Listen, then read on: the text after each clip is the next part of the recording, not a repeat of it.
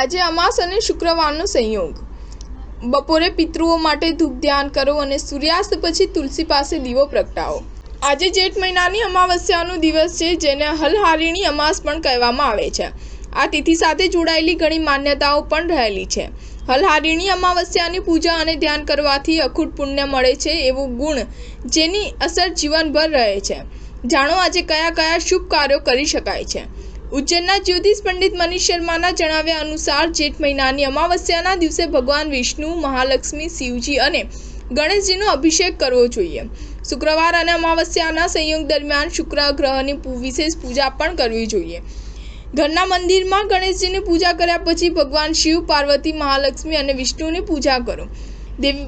દેવતાની મૂર્તિને પાણીથી, પછી કેસર મિશ્રિત દૂધથી, પંચામૃત અને ફરીથી જળથી અભિષેક કરો। દેવીને લાલ ચુંદડી અર્પણ કરો। દેવતાઓને નવા વસ્ત્ર અર્પણ કરો। માળા અને ફૂલ પણ અર્પણ કરો। અન્ય પૂજા સામગ્રી પણ અર્પણ કરો। ઓમ નમઃ શિવાય, ઓમ નમો ભગવતે વાસુદેવાય મંત્રનો જાપ કરો। વિષ્ણુ લક્ષ્મીને તુલસીની સાથે મીઠાઈ પણ અર્પણ કરો। શિવ પાર્વતીને બિલ્વના પાન અર્પણ કરો। ધ્યાન રાખો કે શિવ અને પાર્વતીને તુલસીના પાન ન ચઢાવો।